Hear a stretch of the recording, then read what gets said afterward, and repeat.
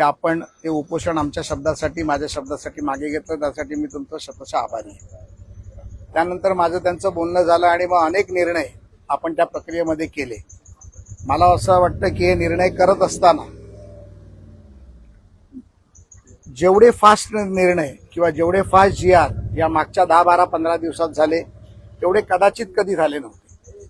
आणि त्याचा मला आनंद आहे की एक वाटाघाटीचा सेतू बनण्याचा मी जो प्रयत्न केला तो सेतू मी असं नाही म्हणणार की तो पूर्ण झाला. अजून सेतू खूप मोठा आहे आणि तो सेतू पूर्ण करत असताना दादांना दिलेला शब्द पूर्ण करण्यासाठी अजून मला खूप समाजासाठी करायचं आहे. आणि ते करत असताना काही प्रयत्न जे आम्ही पूर्ण केले ते पूर्णत्वाकडे जात आहेत याची मला आनंद आहे.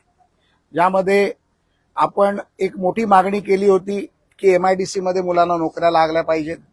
त्या MIDC मध्येचं लकीर परिपत्रक तात्काळ काढलं गेलं.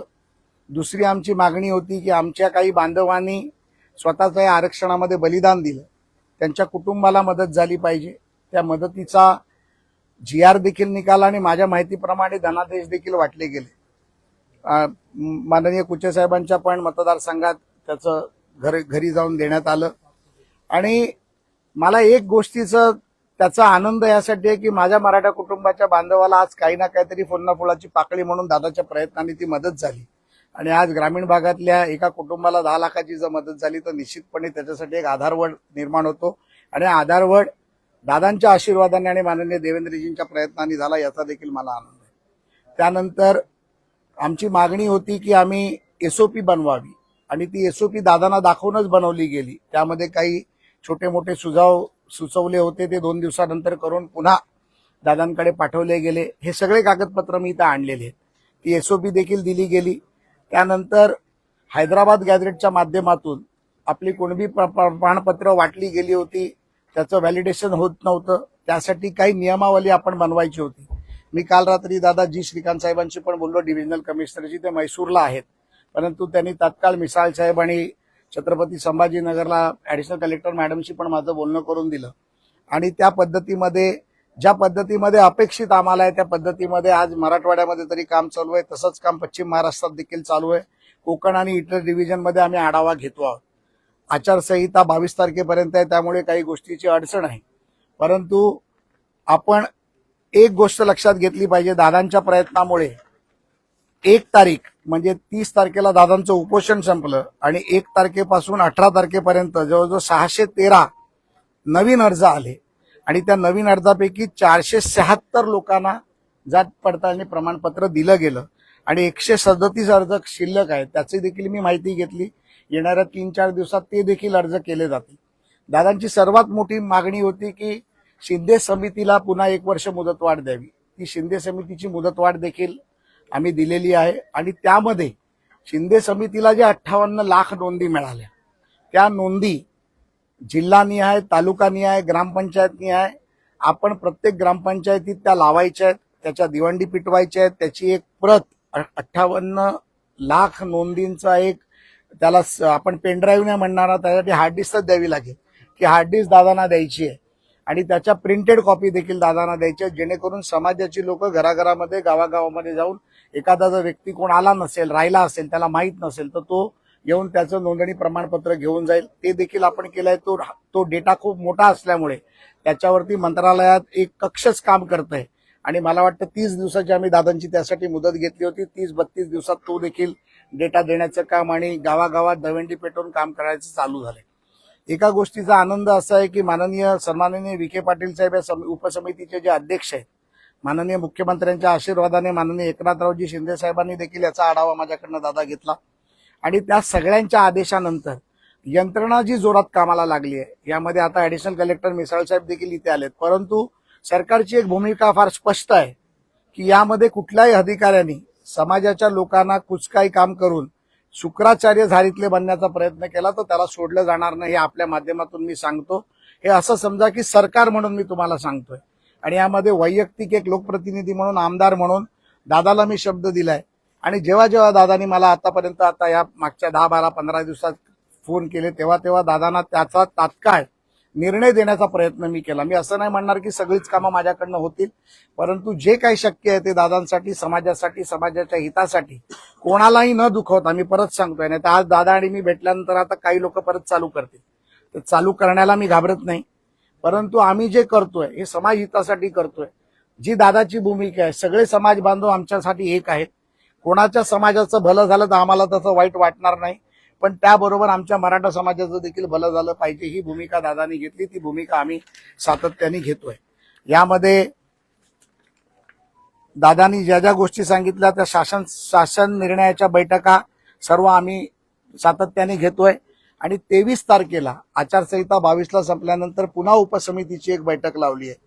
मी कालच माननीय विखे पाटील साहेबांना फोन करून सांगितलं की त्या उपसमितीच्या बैठकीमध्ये अधिकृत मला सदस्य म्हणून, निमंत्रित सदस्य म्हणून, आमदार म्हणून बोलवावं, ही मागणी मी त्यांच्याकडे केली, जेणेकरून एखादा विषय जो दादांशी मी बोलतोय तो उपसमितीच्या बैठकीत होतो की नाही होतो याच्यावरती मला देखील कळलं पाहिजे. कारण मला शेवटी उत्तर द्यायचंय, सेतू मला बनायचं. तर त्यांनी ती मागणी मान्य केली. मुख्यमंत्र्यांशी बोलून दादा आपण देखील त्यांना ते बोलायची मला खात्री आहे आणि निश्चितपणे तो सेतू बनण्याचं काम आपण करू.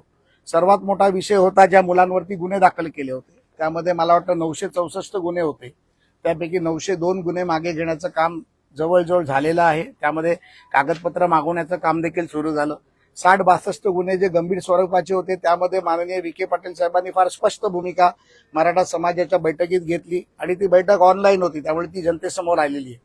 त्यामध्ये जर 64 गुन्ह्यामध्ये आम्ही मदत करू नसू शकत तर ज्या पोलिसांनी लाठीचार्ज केला त्यांच्यावर गुन्हे दाखल करा, ही भूमिका माननीय विखे पाटलांनी केली आणि त्याचं सर्व समितीच्या सदस्यांनी स्वागत केलं की अशा पद्धतीत भूमिका घेतली. आणि मी देखील डीजी साहेबांची भेट घेतली. डीजी साहेबांना मी देखील ते सांगितलं. अतिशय प्रामाणिक अधिकारी या राज्याचे डीजी आहेत, त्यांनी देखील सांगितलं की यामध्ये आपण मार्ग काढून कोर्टामध्ये हे गुन्हे कमी होऊन त्या मुलांच्या शिक्षा कमी होतील यासाठीचा आपला प्रयत्न आहे. ऑफ द रेकॉर्ड काही कामं काही मुलांनी इथे आल्यानंतर मला सांगितली होती, जी एमपीएससीच्या मुलांच्या परीक्षेची होती, आपण SCBCचा ज्या काही निर्णय झाला तेव्हाची काही विषय होते, असे अनेक निर्णय होते ज्याच्यावरती आता चर्चा चालू आहे. आणि काल मला बऱ्याच मुलांचा फोन आला, मी येतोय म्हटलं सगळी तुमची कामं मार्गी आहेत. काही कामं आहेत ती आचारसंहितेमुळे थांबली होती, ती देखील मार्गी लागतील. पण मला एक आज विश्वास वाटतोय की जे काही GR निघाले, जे काही कागदपत्र मी इथे आज आपल्या समोर आणू शकलो, या सर्व कागदपत्र मी आज दादांना देण्यासाठी इथे आलोय. आणि मी दादांना सांगितलं होतं की दादा जेव्हा काहीतरी काम होईल त्यावेळेला तुमच्याकडे मी भोजनासाठी येईन. आणि दादांनी मोठ्या मनाने मला आज इथे भोजनासाठी बोलवलंय. आणि तारक साहेबांनी मला वाटतं आमच्यासाठी जेवणही चांगलं केलं असेल. त्यामुळे आज दादाबरोबर बसून जेवण करणारे खूप काही मी आज इथे चर्चा करायला आलो नाहीये. मला एक असं वाटतं की आपण सातत्याने जर संपर्कात राहिलो, सातत्याने एकमेकाला मदत करत राहिलो, सातत्याने चर्चा करत राहिलो, सर्वच कामं सरकार स्तरावरती पूर्ण होतात असं नाही, पण ते पूर्ण करायसाठी जर आपली इच्छाशक्ती असेल तर जगातली कुठलीही ताकद आपल्याला थांबवू शकणार नाही. मुख्यमंत्री अतिशय पॉझिटिव्हली आता या सर्व गोष्टींमध्ये मदत करतायत. एक महत्वाचा विषय, मराठा समाजाचं मंत्रालय कक्ष निर्माण करण्याचा आहे, त्याचा देखील 23 तारखेच्या बैठकीत निर्णय होईल. तो जवळजवळ फाईल तयार झाली आहे. आचारसंहिता संपल्यानंतर त्याचा देखील हे केला जाईल आणि भविष्यात पुढे त्याचं मंत्रालय बनवण्याची जी प्रोसेस आहे केंद्रापासून राज्यापासून केंद्रापर्यंत, ती देखील पुढे केली जाईल. याचा प्रयत्न देखील आपण करू. या व्यतिरिक्त माझ्याकडून जर काय राहिलं असेल, माझ्याकडून जर समाजासाठी काम करत असताना कुठली चूक झाली असेल तर मी समाजाची देखील माफी मागतो. आमचे मराठा योद्धा, ज्यांनी हा संघर्ष योद्धा आपण ज्यांना म्हणतो, त्यांना देखील मी विनंती करतो की एखादी चूक झाली असेल तर मोठा भाऊ समजा, कान पकडून मला सांगा की हे करायचंय, ते निश्चितपणे आम्ही करू. मागच्या दादांच्या आंदोलनात एका अपघात झाला एका गाडीचा, ज्यामध्ये एक मुलगा दगावला, त्यांच्याकडे दादा जाऊन आले. त्यांनाही जे काही सहकार्य करायचे, ती विहीर विजवायची आहे, त्याला सरकारने 5-5 लाख रुपये आणि केंद्र सरकारने 2-2 लाख रुपये दिले. त्यामध्ये अजून त्यांना भरीव मदत करण्याची मागणी दादांनी केली. त्याबद्दलही मी माननीय मुख्यमंत्र्यांशी बोललो, ते देखील आपण करायचा प्रयत्न करतोय. त्या व्यतिरिक्त ज्या मुलांचा अपघात झाला त्यामध्ये त्यांना बीडच्या एका हॉस्पिटलमध्ये ठेवलं होतं, तिथे 3.5 लाखाची भरीव मदत सरकारने त्यांचं हॉस्पिटल भरायला केलं. 5 लाखाचं बिल होतं. दादांच्या विनंतीनंतर मी माझ्या स्वतःच्या ट्रस्टमधनं वरचे 1.5 लाख रुपये देखील त्यांचे भरले. कारण कुठल्याही मुलाला, समाजाच्या मुलाला खिशातून पैसे घालायची गरज लागू नये, ही भावना आमची होती.